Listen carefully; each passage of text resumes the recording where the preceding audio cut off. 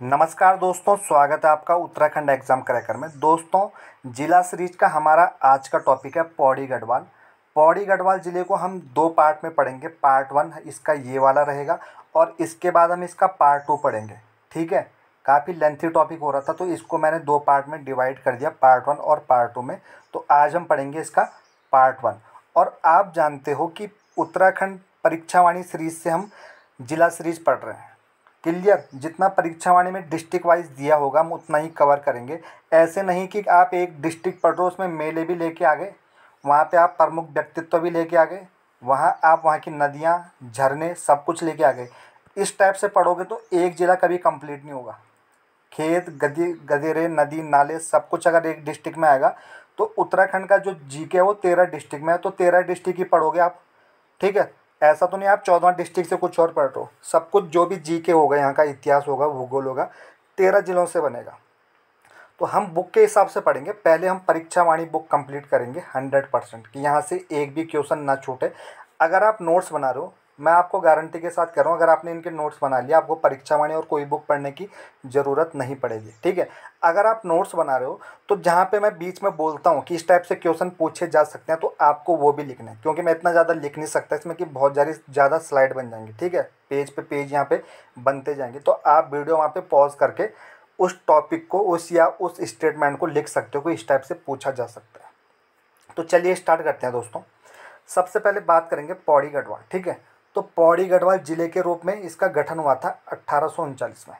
पुरानी बुक में 1840 दिया है परीक्षावाणी की, तो नई बुक में इसको चेंज कर दिया गया है। ठीक है, कहीं पे अगर मुझसे कोई गलती होती है तो आप कमेंट में जाके बता सकते हो कि सर ये आपने गलत बता दिया, ठीक है, ये रॉन्ग है। तो आप कमेंट सेक्शन में बता सकते हो कि आपने ये मिस्टेक कर दिया है। ठीक है, आप लोगों के सुझाव यहाँ पे आमंत्रित किए जाते हैं। नेक्स्ट पॉइंट देखते हैं दोस्तों, मंडल।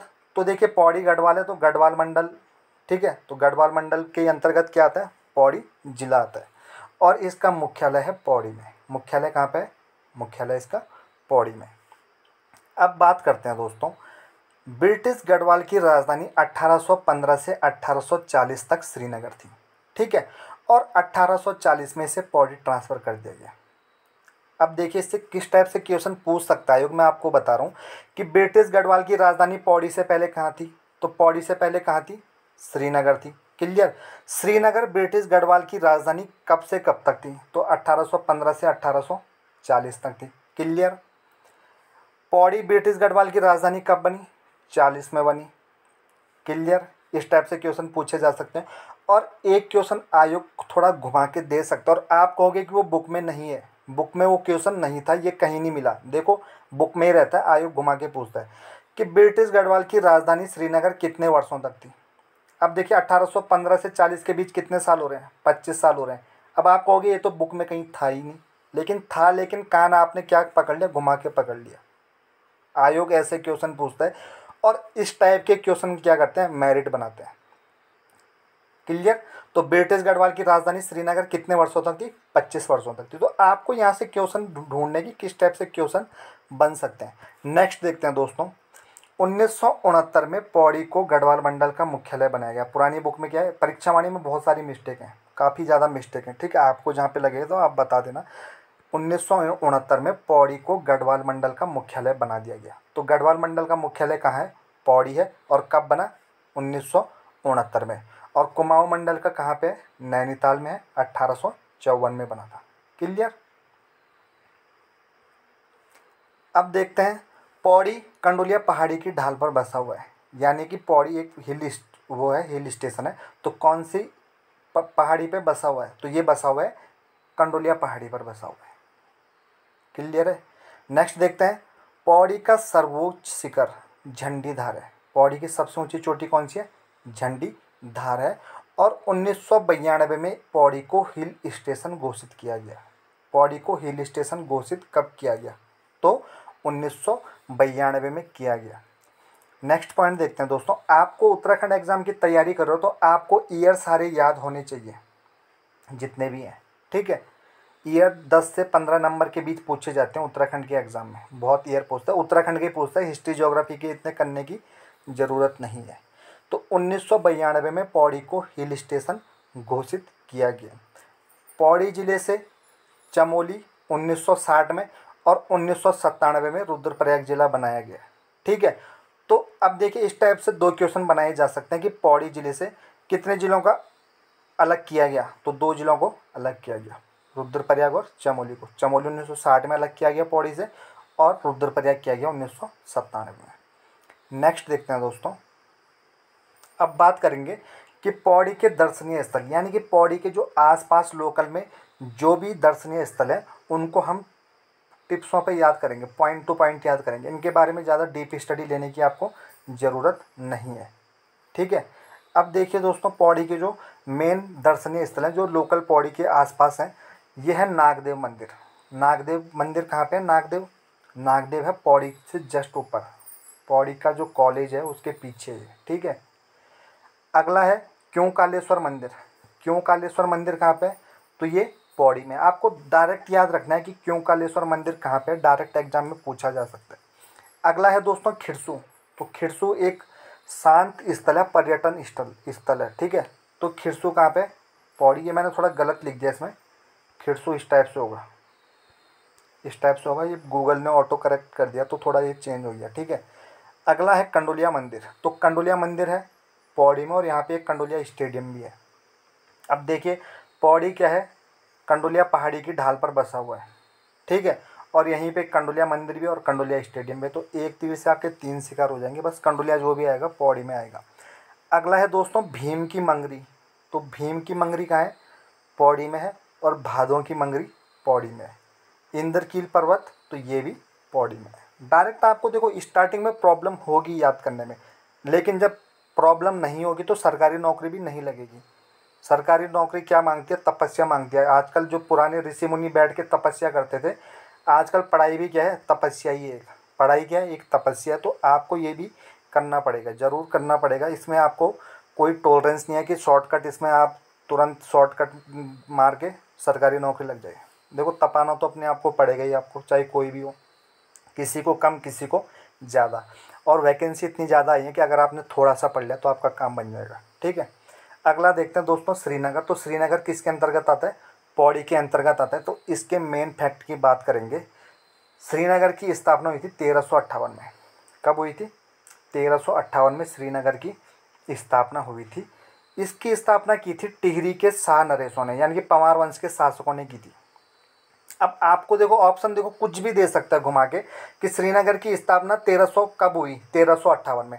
अब श्रीनगर की स्थापना किसने की? अब आपको 4 ऑप्शन दे देगा। ठीक है, 3 ऑप्शन तो आपको कुछ भी दे देगा, लोधी, मुगल और सल्तनत काल, और चौथा दे देगा आपको गढ़वाल नरेशों द्वारा। ठीक है, तो आपने ये सही करना है। अगला दे देगा आपको चौथा ऑप्शन पंवार नरेशों के द्वारा। तो गढ़वाल नरेश कौन थे? पंवार थे, और ये शाह भी लगाते थे अपने आगे, तो शाह नरेश। तो कुछ भी दे सकते हैं आपको। आपको ध्यान रखना है कि जो टिहरी के शासक थे ये थे पंवार वंश के, और ये अपने नाम के आगे क्या लगाते थे? शाह लगाते थे। और ये गढ़वाल के भी शासक थे। तो ये गढ़वाल शासक या टिहरी के शासक या शाह नरेश या पंवार नरेश, कुछ भी ऑप्शन में दे सकता है आपको। ठीक है, तो इसकी स्थापना हुई थी 1358 में पंवार शासकों द्वारा या गढ़वाल के शासकों द्वारा। क्लियर हो गया। नेक्स्ट पॉइंट देखते हैं। श्रीनगर 1621 में महीपति शाह के समय अपने गौरवशाली स्थिति में था। अब इसका मतलब क्या है दोस्तों? इसका मतलब ये है कि 1358 में तो इसकी स्थापना हो गई। ठीक है, लेकिन ये वैसे ही था, मतलब एक बीहड़ इलाका रहा होगा। लेकिन 1621 में क्या था? ये अपने गौरवशाली स्थिति में था, यानी कि पीक पॉइंट में था।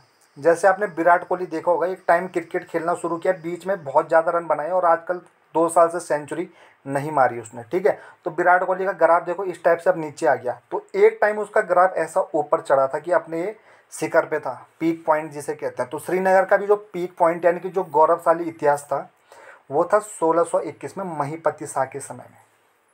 कई बुक में चेंज दिया है, लेकिन आपको ध्यान रखना है कि इसकी जो स्थापना हुई थी 1358 में हुई थी पंवार शासकों द्वारा। और श्रीनगर अपने गौरवशाली स्थिति में कब था? तो महीपति शाह के शासनकाल में था, 1621 के लगभग। अगला देखते हैं दोस्तों। 1803 में श्रीनगर में एक ज़बरदस्त भूकंप आया जिसमें इसको काफ़ी क्षति हुई थी, और इसी का फ़ायदा उठा के क्या किया? गोरखों ने गढ़वाल पर कब्जा कर लिया। क्योंकि गोरखा एक बार पहले भी गढ़वाल पे उन्होंने आक्रमण किया, लेकिन इनको प्रद्युमन शाह ने क्या किया था, खदेड़ दिया था। लेकिन अगली बार इन्होंने क्या किया, 1803 में भूकंप का फायदा उठा दिया। और भूकंप की तीव्रता बहुत ज़बरदस्त थी दोस्तों, आज की डेट में इतनी तीव्रता का भी भूकंप आया नहीं है, ठीक है। 9 पॉइंट कुछ का ही भूकंप था, 9 पॉइंट समथिंग का ये भूकंप था। तो अब लगा लो कि अगर आज की डेट में ऐसा भूकंप आ जाए तो फिर आप समझ लो कि तहस नहस हो जाएगा। 7 पॉइंट तक की देखे मैंने अभी तक जितने भी भूकंप देखे हैं, ठीक है, जब से मैं न्यूज़ सुनता हूँ तो 7 पॉइंट समथिंग ही देखे हैं, 9 पॉइंट का नहीं देखा मैंने। तो 1803 में क्या हुआ था, श्रीनगर में भूकंप आया था। अब देखिए, अजयपाल का जो महल था वो श्रीनगर में था, देवलगढ़ या श्रीनगर में, ठीक है, देवल श्रीनगर में था। अब 1803 में जब भूकंप आ गया तो श्रीनगर क्या हो गया, पूरा उजड़ गया। तो अजयपाल का कोई महल तो इसमें कोई स्पेशल रहा नहीं होगा, तो ये भी इसमें उजड़ गया। अब एग्जाम में क्वेश्चन में पूछा गया कि अजयपाल का महल किस भूकंप में उजड़ गया। अब ये 1803 के ही भूकंप में क्या हो गया था, तहस नहस हो गया था। तो इस टाइप से क्वेश्चन पूछे जाते हैं कि 1803 में जब श्रीनगर को नुकसान हुआ तो इसमें जितने भी महल होंगे पुराने तो वो ही तो टूटेंगे। तो इसने क्या पूछा कि अजयपाल का महल किस भूकंप में तहस नहस हो गया। तो घुमा के पूछ दिया, चीज़ वही है, था यही, लेकिन इसने क्या किया, घुमा के पूछ दिया। क्लियर। तो 1803 में क्या हुआ था, श्रीनगर में एक ज़बरदस्त भूकंप आया था। अब बात करते हैं दोस्तों, 1804 से 1815 तक श्रीनगर पर गोरखों का शासन था। 1804 से 1815 तक श्रीनगर में गोरखों का शासन था। और 1815 से श्रीनगर किसके अंडर में आ गया, अंग्रेज़ों के अंडर में आ गया था। ये आपको पॉइंट याद रखना है, ठीक है। नेक्स्ट है 1894 में गौना झील के टूटने से अलकनंदा नदी में आई बाढ़ से श्रीनगर को काफ़ी नुकसान झेलना पड़ा। अब देखिए यहाँ से किस टाइप से क्वेश्चन पूछे जाते हैं। देखिए, 18 गौना झील के टूटने से किसे नुकसान हुआ, तो श्रीनगर को नुकसान हुआ, ठीक है। गौना झील कब टूटी, 1894 में टूटी। गौना झील टूटने से किस नदी में बाढ़ आई, तो अलकनंदा नदी में बाढ़ आई। तो इस टाइप से क्वेश्चन पूछे जाते हैं कि इसलिए मैंने क्या किया, एक में सारे मेंशन कर दिए। तो आपने सारे ध्यान रखना है कि गौना झील टूटी थी 1894 और अलकनंदा में आई थी बाढ़ और नुकसान हुआ था श्रीनगर को। अगला देखते हैं, 1973 में श्रीनगर में गढ़वाल विश्वविद्यालय की स्थापना की गई। और कुमाऊं में विश्वविद्यालय की स्थापना भी कब की गई, 1973 में की गई। क्लियर। नेक्स्ट पॉइंट देखते हैं दोस्तों, श्रीनगर के पास श्रीकोट में एक मेडिकल कॉलेज है। तो श्रीकोट में क्या है, एक मेडिकल कॉलेज है, इसकी स्थापना की थी। ये दुनिया का उस टाइम सबसे कम फीस वाला मेडिकल कॉलेज था, ठीक है। अब मुझे इतना आइडिया नहीं कि कहीं और खुला हो चाहे ना खुला हो, लेकिन एग्ज़ाम में कभी पूछा भी जाए तो आप ध्यान रखना।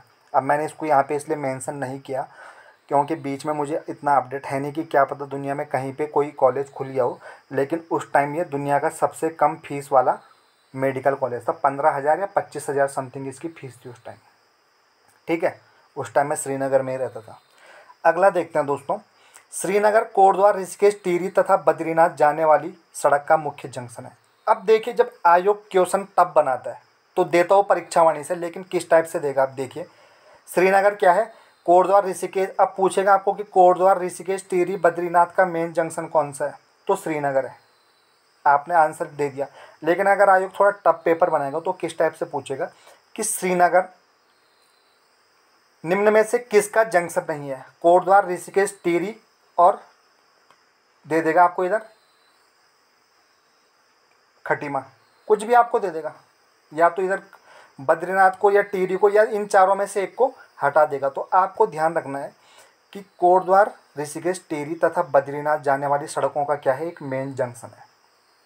अगर मैं आप लोगों को एक फार्मूला बताता हूँ, अगर आप उत्तराखंड गवर्नमेंट जॉब की तैयारी कर रहे हो तो आप लोग उत्तराखंड में ट्रैवल करो। जितना ज़्यादा ट्रैवल करोगे उतना ज़्यादा जीके आपका अच्छा होगा।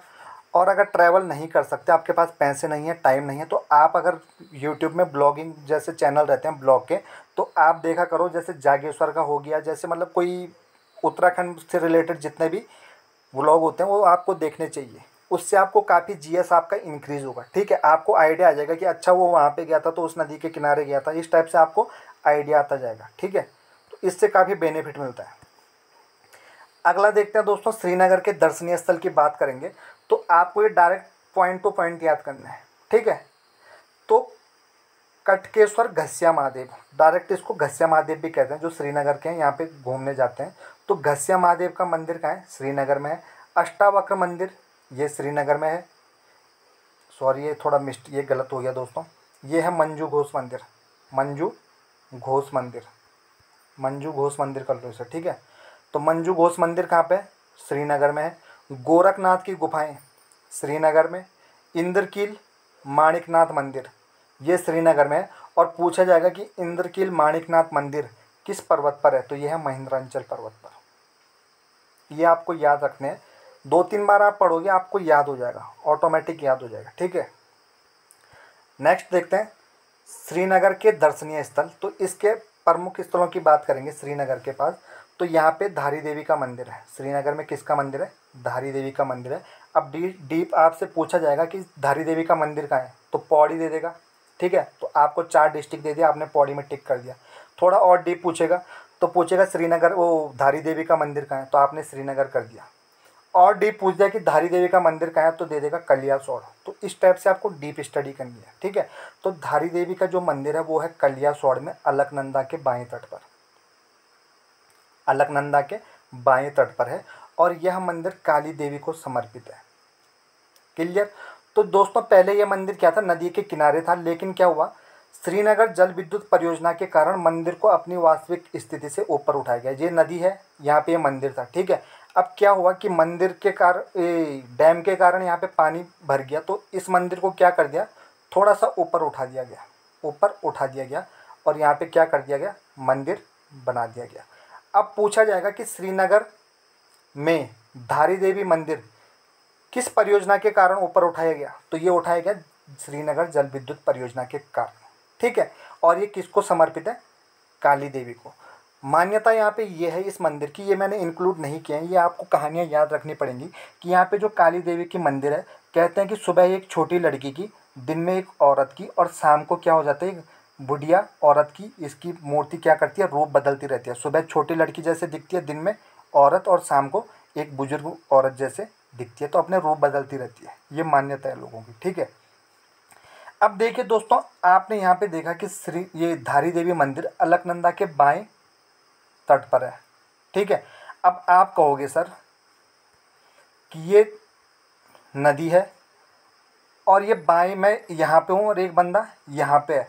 अब इसका तो दायां मेरा बायां हो जाएगा, मेरा बायां इसका दायां हो जाएगा। अब ये कैसे मैं कह दिया कि धारी देवी मंदिर इसके बाएं तट पर है? देखिए दोस्तों क्या होता है कि नदी जहाँ से बहते हुए नीचे आती है, जिधर की साइड नदी बह रही है, ठीक है, उधर की साइड काउंट होता है। अब मंदिर इधर बाएं तट पे है, अब मंदिर बह रही है नीचे की साइड, मंदिर किधर नदी बह रही है नीचे की साइड, इधर की साइड नदी बह रही है, ठीक है, नीचे की साइड में, तो मंदिर हो जाएगा बाएं साइड में। यानी कि जब काउंट करते हैं कि बाएं या दाएं साइड, किधर की साइड, कहाँ से हम काउंट करेंगे, तो पानी या नदी के बहने की स्थिति में हम क्या करेंगे, उसको मानेंगे कि बाएं काउंट करना है या दाएं काउंट करना है। जिधर की साइड पानी बहेगा हम उधर की साइड लेफ़्ट और राइट लेंगे। तो आपको ध्यान रखना है कि पानी ऐसे चमोली, ये ऊपर से आ रहा है चमोली साइड से इस टाइप से, और ये क्या है, नीचे की साइड बह रहा है, तो मंदिर किधर है, लेफ्ट साइड में रहेगा, ठीक है। अब आप ऐसे मत बोल देना कि नदी ये है और ये तो इधर से, मैं इधर हूँ तो मैं राइट हो जाएगा। आपका राइट नहीं, नदी का गिना जाएगा कि नदी किधर की साइड बह रही है। अगला देखते हैं दोस्तों, सोम का भांडा। तो सोम का भांडा है देवलगढ़ में। सोम का भांडा कहाँ पे? देवलगढ़ में है। और देवलगढ़ में नाथ सिद्ध की गुफाएं हैं। देखो सोम का भांडा आपको 2-3 टाइप से पूछा जा सकता है कि सोम का भांडा कहाँ है। सोम का भांडा है पौड़ी में, ठीक है। पौड़ी के अंदर अगर थोड़ा डीप पूछेगा तो श्रीनगर में, और डीप पूछेगा तो देवलगढ़ में। इसलिए आपको डीप स्टडी करनी है, पॉइंट टू पॉइंट आपको याद रखना है, क्योंकि हम पौड़ी जिला पढ़ रहे हैं। पौड़ी जिले में श्रीनगर की बात हो रही है और श्रीनगर में हो रही है बात देवलगढ़ की, ठीक है। और देवलगढ़ में नाथ सिद्धों की गुफाएं हैं। नाथ सिद्ध की गुफाएं कहाँ हैं? देवलगढ़ में। तो ये आपको ध्यान रखना है। अगला देखते हैं केशवराय मठ। तो ये है श्रीनगर में, और इसका नाम पड़ा था दक्षिण भारत के केशव राय के नाम पे। केशव राय मठ का नाम किसके नाम पे पड़ा? केशव राय के नाम पे पड़ा।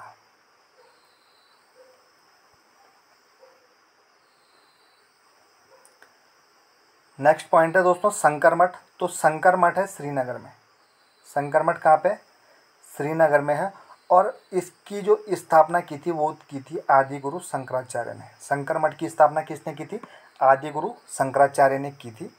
नेक्स्ट पॉइंट, कमलेश्वर मंदिर। तो कमलेश्वर मंदिर है श्रीनगर में। कमलेश्वर मंदिर कहाँ पे है? श्रीनगर में। जिला आएगा तो पौड़ी जिले में। ये जो मंदिर है ये संतति दाता यानी कि संतान दाता या पुत्र दाता के रूप में प्रसिद्ध है। कमलेश्वर मंदिर किसके रूप में प्रसिद्ध है? पुत्रदाता के रूप में। मतलब जो भी दंपति जिनकी संतान नहीं रहती है वो यहाँ पे क्या करते हैं, बैकुंठ चतुर्दशी के दिन यहाँ पे मेला लगता है। उस दिन ये क्या करते हैं कि रात भर हाथ में घी का दिया लेकर खड़े रहते हैं। उस दिन क्या करते हैं, बैकुंठ चतुर्दशी को यहाँ पे मेला लगता है कमलेश्वर में, ठीक है। उस दिन जिन दंपतियों के संतान नहीं रहती है वो रात भर यहाँ पे घी का दिया लेकर खड़े रहते हैं पूरी रात भर।